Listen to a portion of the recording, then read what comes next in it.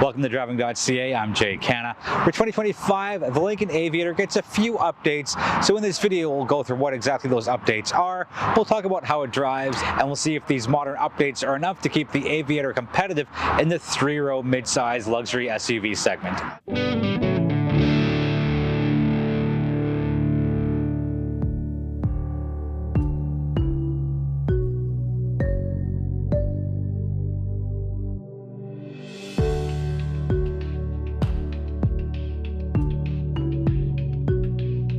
Starting off with some baseline numbers, under the hood is a 3-liter twin-turbocharged V6, churning out 400 horsepower and 415 pound-feet of torque through a 10-speed automatic transmission. And yes, it's the same engine that's in the Ford Explorer ST. And across the two trims for the Aviator, the Premier, and the Reserve, all-wheel drive does come standard. A little more on numbers, let's go into fuel consumption. Natural Resources Canada rates the Aviator at 13.8 in the city, 9.5 on the highway, and 11.9 combined, and that measurement is in liters per 100 kilometers based off a 76-liter fuel tank. Easy math tells us that you can go a little over 600 kilometers on a full tank of fuel. Moving to the rear of the vehicle, let's touch on cargo space. So with that third row up, you get 466 liters of cargo space, which isn't too bad. Put that third row down, and that goes up to 1,131. And you put the second and third row down, and that balloons all the way up to 2,149 liters. So you just might end up being a moving day hero if you have the Lincoln Aviator. Seating configurations are for either 6 or 7, with the variant being that second row. You can get captain's chairs or you can get a bench. Let's jump into what's new for the 2025 Lincoln Aviator. On the exterior, it's refreshed headlights and a refreshed grille, with the big tell being those two thin lines cutting into the bookends of the grille. I think it looks a little weird, but it's still refreshed overall. Moving on to the inside, Lincoln's Aviator gets a new 13.2-inch infotainment screen. Sadly, all of the HVAC controls are now on the screen where it used to be in the center console, but I guess that's the evolution of the automotive industry and technology. In front of the driver is a new 12.4-inch digital instrument cluster. The steering wheel cuts off the top left and the top right edge. Not a big deal, not much is housed there. You can still see your RPMs, your speed, and whatever you choose to put on the right side of the instrument cluster. Nice high-res display, and graphics are pretty big, so you're not squinting to get any key information. The infotainment system does run off a Google-based system, so pretty easy as far as familiarity goes with one of the world's most popular browsers. What's interesting about these two new screens is that in the Lincoln family, the Nautilus has this new massive pillar-to-pillar screen along with a center display, and I think the next generation of Lincoln Aviator will have something similar to that. But for 2025, and at least the next couple of years in this generation, we have the staggered screens, again at 13.2 inches for the infotainment and a little smaller at 12.4 for the instrument cluster.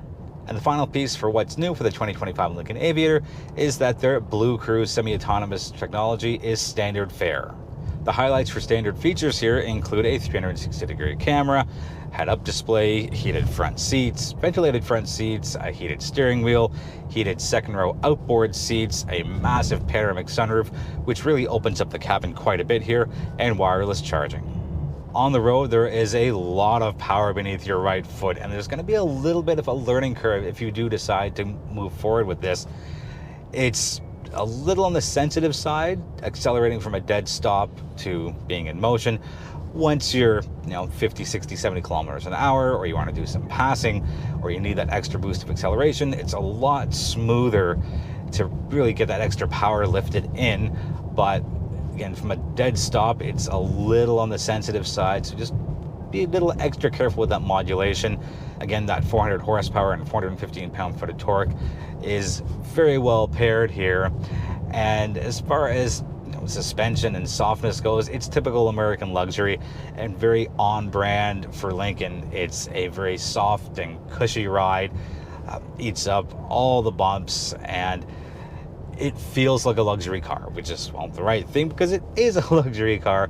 But I've always found Lincolns to be extra soft, extra just supple when it comes to a comfortable, serene driving experience.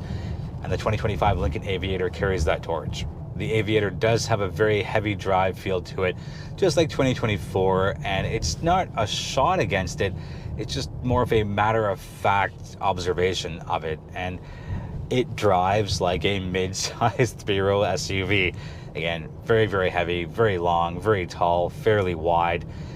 Thank goodness for that 360-degree camera that comes standard, because getting into tighter parking spots is always a little more helpful when you have a full view around you.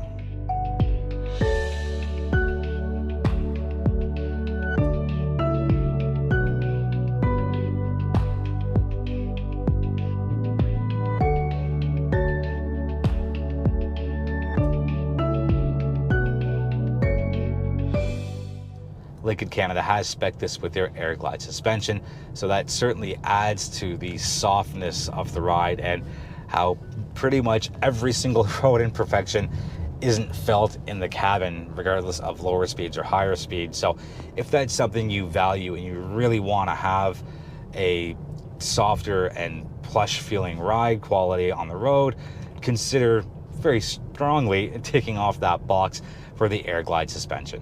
On the inside, starting with the third row, I can fit fairly comfortably in there behind my ideal seating position in the second row. I don't know if I'd hang out there for more than a couple of hours, but those two seats aren't the worst in class. Moving up to the second row, this is spec'd with the captain's chairs, so you have a ton of space, a ton of comfort, and you have that little screen for your climate controls back there as well. And I would spend a lot more time in that second row, and I find it to be one of the better ones in the luxury class.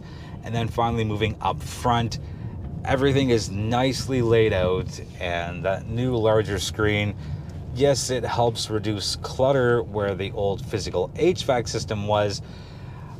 Personally, again, I would like physical HVAC controls, but from an aesthetic point of view, it looks a lot cleaner. And even from a function point of view, I can easily reach out and do all my controls through the infotainment screen, whether it be audio or maps or again even the HVAC controls. Lots of storage places up here as well. I don't know if you're going to be a fan of the Lincoln piano key gear selector. The good thing is it's pushed way back, so you'll never hit it accidentally, but it's still easy to access, so Lincoln's found a really good balance there.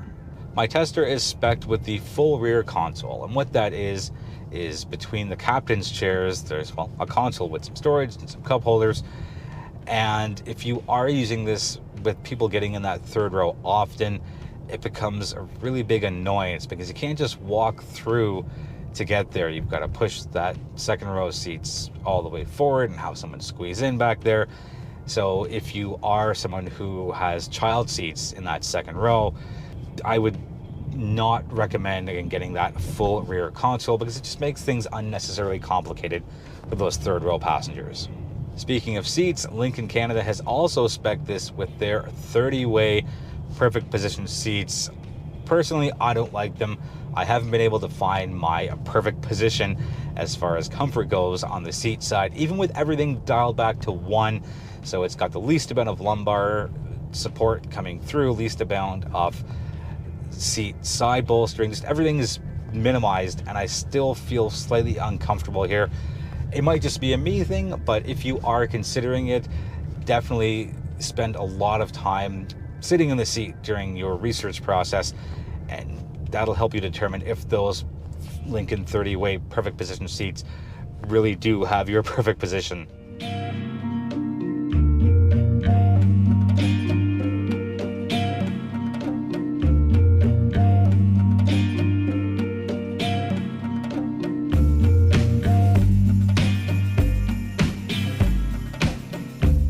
Let's get wrapped up with pricing and competition. So there are two trims. There is the Premier, which comes in at a Canadian MSRP of $76,900, and the Top Trim Reserve, which comes in at $79,000. There are a couple of option packages here, one of them being the luxury package, and for $7,000 you can get the 30-way perfect position seats for yourself, the driver, and the front passenger. And that also comes with the Revel audio system, which has 28 speakers, sounds really good at high volumes, but not so great at the low and medium volume settings. It's a little thin, it's a little tinny. And finally, there's a $3,500 jet appearance package and that's just Lincoln's fancy way of calling it a blackout package. So highlights of that include 22-inch wheels and their black turbine styles, and you also get a bunch of little black exterior accents as well. Finally, on the competition side, I'm going to start with one that's not a luxury brand, but more of a premium one, and it's Mazda, and their new CX-90 is pretty much right up there as far as features, benefits, fit, and finish goes. So I'm going to put that as a key competitor here to the Lincoln Aviator. You also have the Acura MDX, the Lexus TX, the Infiniti QX60, and the Volvo XC90. If you do want to compare American luxury to American luxury, there's also the Cadillac XT6. With this very competitive segment, I think Lincoln's done well as far as what they've provided as far as updates for 2025. I don't know if it's enough to get buyers to steer themselves towards Lincoln as opposed to any of the other competitors. I do feel the Aviator will get the Nautilus treatment with a lot more tech in the next few years. Even though there's subtle changes, Lincoln's done well as far as keeping the Aviator fresh, from the interior to, again, small tweaks on the outside, but tweaks nonetheless to help it have that modern and fresher feel compared to the 2024. That being said, I don't know if these changes are enough to have consumers consider the Aviator over the other competitors I had mentioned. That's going to wrap it up for the 2025 Lincoln Aviator. If you have any questions on what you've seen, let us know in the comments. We are always happy to engage in respectful conversation online. We invite you to join our social media platforms, and for more news, reviews, and information you can use on luxury mid-size 3-row SUVs, visit our website, which is Driving.ca. For Driving.ca, I'm Jay Canna.